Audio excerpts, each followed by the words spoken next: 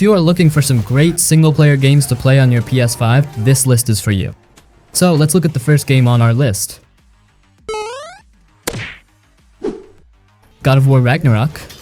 First off, this game is a masterpiece, no doubt about it. It takes everything the previous God of War did and cranks it up to 11. The combat feels way more satisfying, with the Blades of Chaos and Leviathan Axe feeling better than ever, and also, the new weapon, the spear, is an absolute game changer.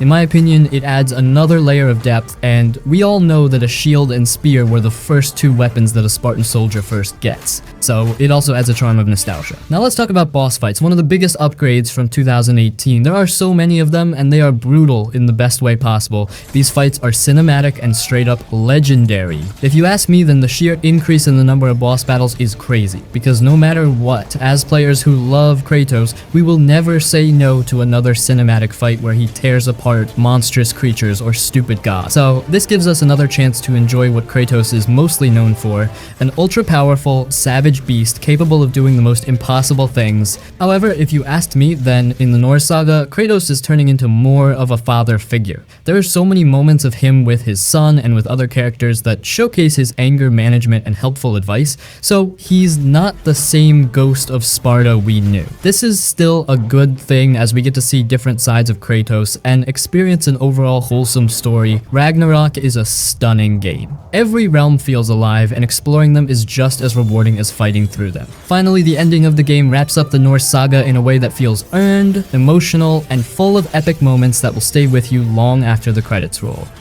He's not protecting us. Magni, Modi, our boys. Spider-Man 2. This is just peak superhero gaming. If you thought Insomniac nailed it with the first game, this one takes everything up a notch. The swinging is insanely smooth. Like, I spent hours just zipping through the city, pulling off tricks, using the web wings and catching that New York sunset mid-flight. It feels so damn good that fast travel almost feels unnecessary. The little details, the NPCs, it all adds to that immersive experience. Side missions are actually worth doing, with some deep storytelling elements and surprises. Both Peter and Miles have their own styles, and switching between them mid-story keeps things fresh. Peter's symbiote abilities make him feel like a total beast, while Miles' bioelectric powers are straight up deadly. Loki, Kraven, and Venom steals the show. We all know that the boss fights are electrifying. I mean, even before the release of the game, all of us pretty excited to see Venom. It was after such a long time that we got to see him in a Spidey game, and honestly the feeling was beyond satisfying. Big thanks to Insomniac. Anyways, if we talk about the storyline, then it's quite deep and emotional, just like the first game, but way more refined. The Peter-Miles dynamic is top tier, and seeing Pete struggle with the symbiote while Miles grows into his own Spidey role is just chef's kiss. They really went all in on the cinematic storytelling, and some moments hit hard. The game isn't 100% perfect, but it's so damn close. Some missions are a bit basic, and I wish there were more suits with crazy gameplay effects, but overall, it's a must-play if you love open-world action or just want to feel like Spider-Man. If you're even slightly into Spidey, this game is an absolute no-brainer. Do the spider and retrieve Lee. If you're not,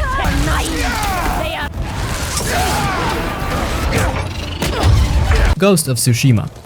This is one of those games that just sticks with you. It's not just about the combat or the story, it's the whole damn experience. The moment you start the open world journey, you're hit with this insane level of atmosphere. The way the wind guides you instead of a mini-map, the way leaves scatter as you ride through the golden fields of Tsushima. Every little detail makes the world feel alive. Combat is where the game really shines. It's so fluid, so satisfying, whether you're cutting down Mongols with precise sword strikes or stealthily picking them off like a ghost. Every fight feels cinematic. There's nothing more badass than calling out an enemy, waiting for that perfect moment, and slicing them down in one move. And let's talk about the story. Jin's struggle between honor and necessity, between being a samurai and becoming the ghost, it's such a well done character arc. You feel every decision weighing on him, especially when it comes to his relationship with Lord Shimura.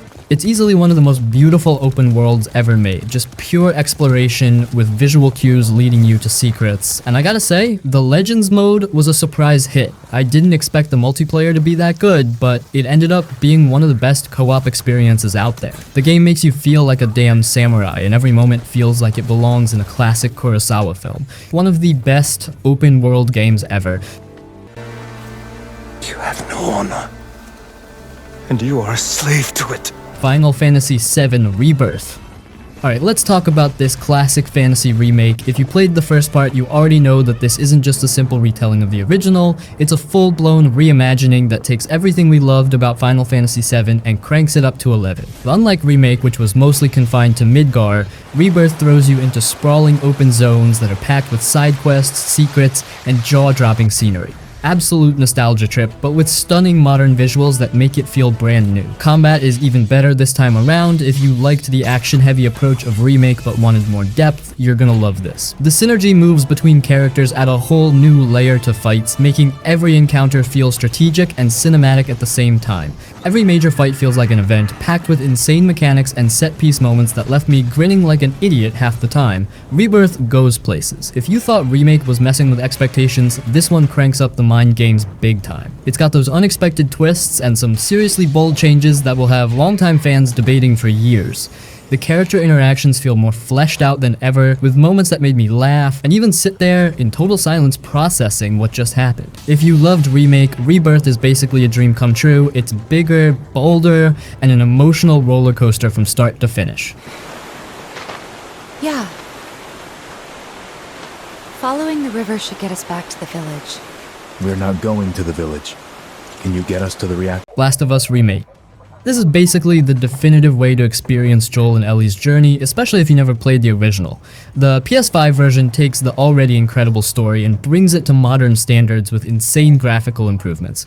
It's still the same game at its core, no drastic gameplay changes, but the combat is smoother and everything just feels better. Every scene is more detailed, every expression more lifelike. You'll feel desperation, fear, and tiny glimpses of hope even more intensely. If you've played the original, this is more of a polished masterpiece rather than a reinvented experience. Now, Part 2 is a whole different beast. It just doesn't continue the storyline, it forces you into some of the most intense and emotionally charged experiences of gaming. You're gonna love some parts, hate others, and probably sit in silence after finishing it, just thinking about everything that happened. Naughty Dog went all in on pushing the boundaries of storytelling, making you question morality and perspective in ways most games wouldn't dare. And it's darker, longer, and way more ambitious than the first game. Whether you like the story direction or not, one thing's for sure, this game demands a reaction. And that's what makes it unforgettable. If you're new to The Last of Us, start with Part 1. It's a masterpiece, and if you're ready for something heavier, Part 2 is waiting. Either way, both games deliver some of the best storytelling, characters, and gameplay you'll ever experience.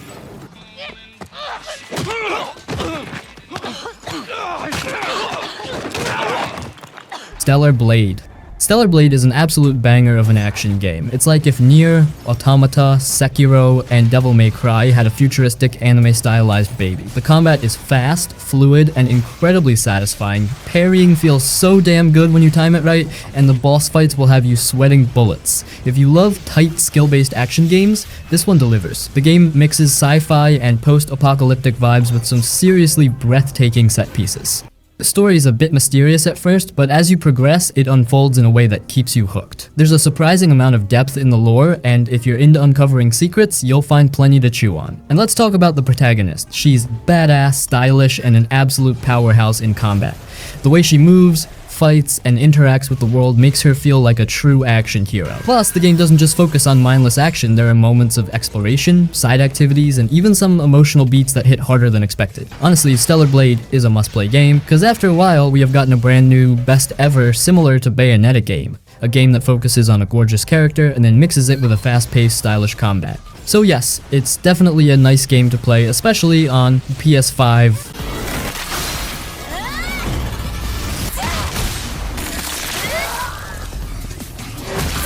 Ratchet and Clank Rift Apart. The game is an absolute banger, with the coolest dimension hopping and some of the smoothest animations I've ever seen in a platformer. It feels like playing a Pixar movie, but with insane weapons and non-stop action. Speaking of weapons, Rift Apart does not disappoint in that department. If you've played any Ratchet and Clank game before, you know about how the game handles the weapons department. There are creative guns that just get more ridiculous as they upgrade. You literally turn enemies into bushes and then blast them. It feels so satisfying. Speaking of satisfaction, the gameplay is fun as hell. The combat is punchy, the movement is slick, and the rift mechanic adds a fresh twist. 1 second, you're fighting in a futuristic city, and the next, you're yanked into a completely different world with zero lag. It's totally wild. The whole narrative is surprisingly engaging, balancing humor with some heartfelt moments. If I had to nitpick, I'd say it's a bit on the easy side, especially if you're a veteran of the series. But honestly, that doesn't even matter. The game is a blast from start to finish, and it's one of the best showcases of what the PS5 can do. If you have a PS5, you owe it to yourself to play this. Also, some of you probably got this game with the bundle when you first purchased your PS5.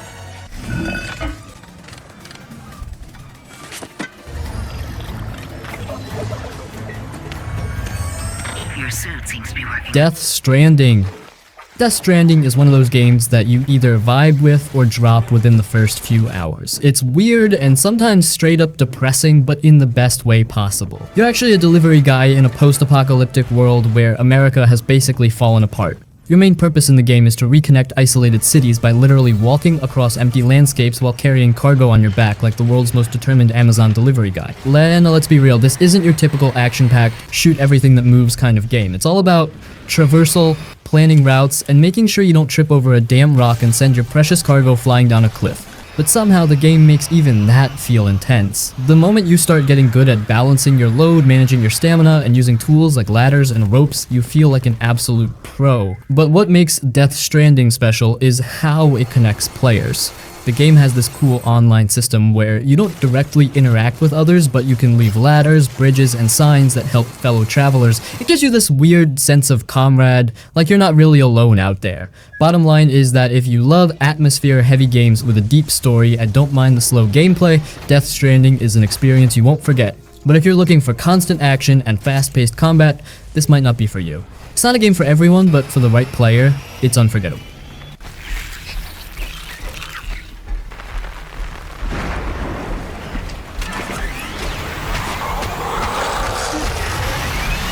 Demon's Souls. This game on PS5 is an absolute masterpiece. If you played any Souls game before, you already know what to expect. Brutal difficulty, insane combat, and that overwhelming sense of satisfaction when you finally take down a boss that's been stomping you into the ground. But this remake is something else. The first thing that hits you is the visuals. Blue Point Games didn't just remaster the original, they rebuilt it from the ground up, and it looks stunning. Gameplay-wise, it sticks to the classic formula, slow and deliberate combat where every mistake is punished. You can't just hack and slash your way through enemies, you have to read their movements, time your dodges, and make every hit count.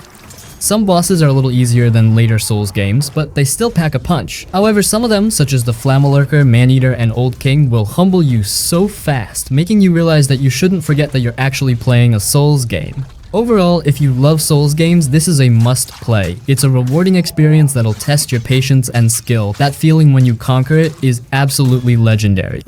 Honestly, if you're in the mood to experience a Souls-like adventure, but you do want to experience it with the fantastic visuals of PS5, then Demon's Souls is the game you're looking for. Sure, there are games out there like Elden Ring and Lies of P, but in my opinion, if you want to play something similar to Dark Souls, then this game is the perfect choice, because it has been reinvented for the purpose of giving the players an amazing Souls-like PS5 experience.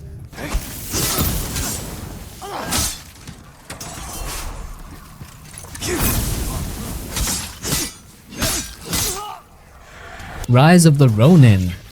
This is actually a controversial game. Before its release, most of us were pretty excited for it because we thought we would be getting a similar to Ghost of Tsushima experience. However, the game sort of disappointed us. Let's just say that it didn't feel like a proper samurai ninja game as per modern gaming standards. Lots of things could have been improved. Even a game such as Ghost of Tsushima that was released earlier than this has better features and experiences. Anyways, if we forget about everything and just look at this game from a newbie perspective, someone who wants to just play another AA samurai game, then Rise of Ronin is definitely a great choice. Even with its issues, Ronin is a pretty game as it still delivers an engaging adventure combined with some of the craziest tools. The combat is top-notch. It's a satisfying mix of swordplay and strategic moves, especially when you find the rhythm of your katana strikes, parries, and dodges. The martial arts system lets you choose how to fight, whether you're all about the quick, graceful strikes or the more methodical, heavy hits that pack a punch. But what really sets it apart is how you can switch stances, adjusting your style to how the battle plays out. But it's about being adaptable, and that's something I really appreciate in action combat games. The RPG elements are solid too. There's a bunch of customization from weapons to skill trees, so you can really tailor your playstyle to your liking. You can upgrade your gear, level up your abilities, and make decisions that change how the world reacts to you. It's not just about fighting, it's about making choices that impact your journey. The game has its moments of brutal difficulty, especially during boss fights, but that challenge is part of what makes Rise of Ronin so rewarding.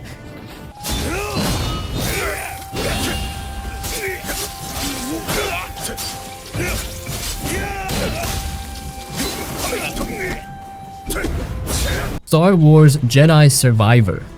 This really took everything I loved about Fallen Order and kicked it up a notch. You're still running, jumping, and slashing your way through the galaxy, but the combat feels smoother, with new abilities and skill trees that make you feel like a true Jedi. What really stood out to me was the way the world feels alive. There's just so much to explore, the different planets are visually stunning, and they all feel unique, each with its own set of challenges. And speaking of challenges, the combat's even more refined. You've got a mix of lightsaber styles, and the new stances really let you tailor your playstyle. Plus, the lightsaber combat is fast and satisfying, especially when you string together combos that look straight out of a Star Wars movie.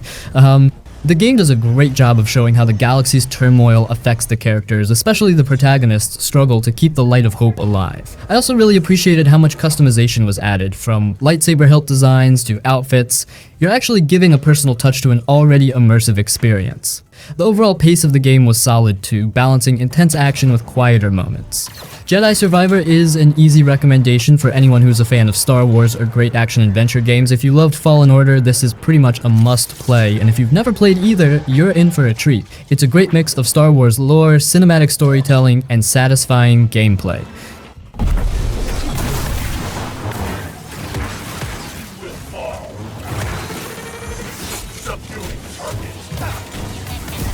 Silent Hill 2 Remake.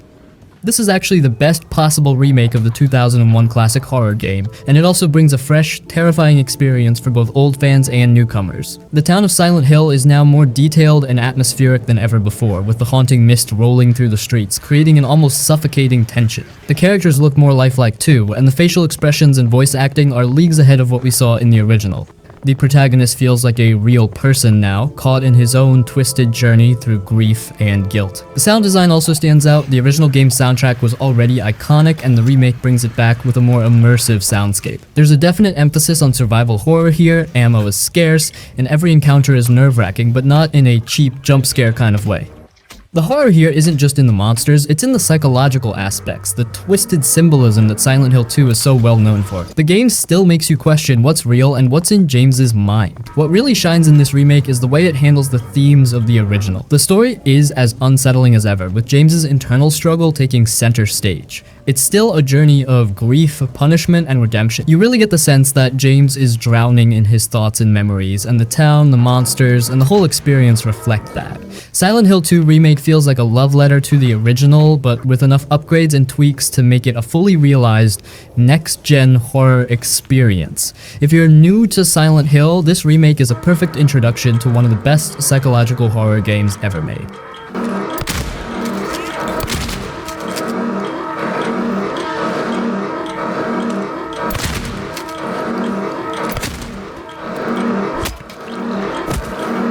Cyberpunk 2077. The first thing that hits you is how alive the world feels. People are everywhere, tech is in your face, and the sound design is just wild. Like, you can hear everything from the hum of a neon sign to the distant sirens as you're walking down the street. What makes it stand out is how you interact with the world and the choices you make.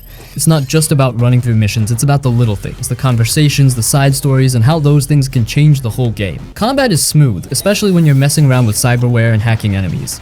The gunplay feels tight, but I really dug how you could mix in stealth or even take a techier approach, disabling cameras or hacking enemy systems. What's cool is you can go for different builds, making each playthrough feel a little different. You could go full street samurai with melee combat, or be this super hacker who messes with everyone's brains. I gotta admit, the bugs and performance issues when it launched were tough, but after the patches, the game's much more solid now. There's just so much depth in every corner of Night City. You can spend hours just wandering around, talking to NPCs, or driving down the highways with that awesome soundtrack blasting. Honestly, Cyberpunk 2077 is one of those games that you can sink hundreds of hours into and still find new things. Cyberpunk is one of those games that has everything in it. I believe that if any newcomer decides to play the game now, will surely have an amazing blast. Some of my favorite features about Cyberpunk is its futuristic city, which amazes me as it looks insanely livelier. Another one would be customization. The game literally provides you with a tremendous number of options to customize your character. There are also other types of enhancements such as mods and attachments to weapons.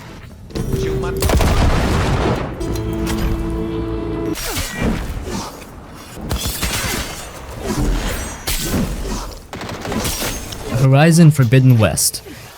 This is a breathtaking sequel that truly builds on everything Horizon Zero Dawn established. The world is even bigger and it feels more alive, and each area has its own personality and story to tell. The attention to detail in the environment is insane. Every plant, animal, and machine feels like it belongs in this world. The combat is a massive highlight. If you loved taking down massive machines in the first game, you're in for a treat.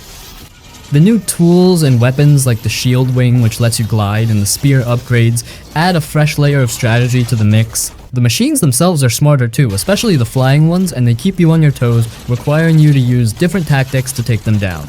Aloy's character growth is one of the most rewarding aspects. She's still the determined and smart warrior we loved, but you get to see her struggle with the weight of her responsibilities and the fallout of her actions. The game really does a good job of tying in the personal stakes with the apocalyptic world that's falling apart. The way they expand on the different tribes and the internal politics adds a nice layer of depth to the world. It's not perfect.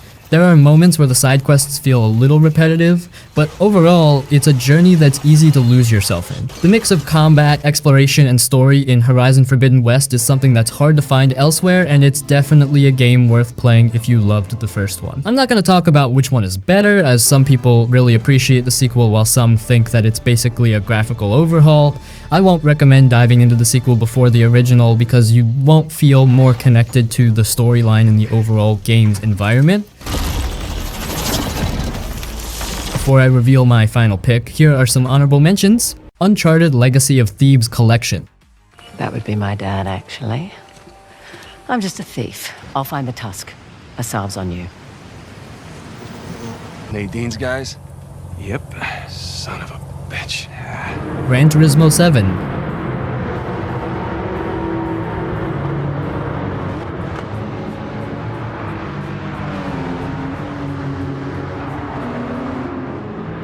Alan Wake 2. The text is about us. We were all trapped in a horror story. Returnal. Returnal is one of those games that totally throws you into the deep end. You're immediately thrust into a cycle of death and rebirth. Every time you die, you wake up at the crash site, but the world around you has changed, like it's shifting in response to your every move. It's quite intense and mind-bending. One minute, you're running through these lush alien forests, the next you're deep inside some creepy structures. The game combines roguelike elements with a third-person shooter, so you're constantly learning from your mistakes. It's punishing, but in a way that keeps you hooked. The shooting is slick, with fast-paced combat that really pushes you to stay on your toes. You're dealing with alien creatures that feel like they're straight out of a nightmare. Each death feels like a fresh challenge, and there's a real sense of progression with every loop. Returnal is a mix of sci-fi mystery and psychological horror.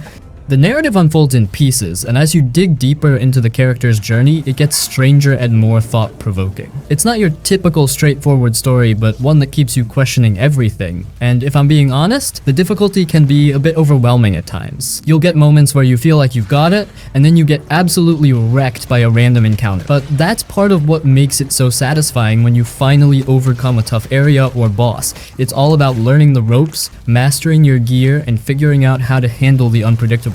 Returnal's a bit of a love it or hate it game, but for those who stick with it, the payoff is worth it. It's a challenging ride that feels like an experience.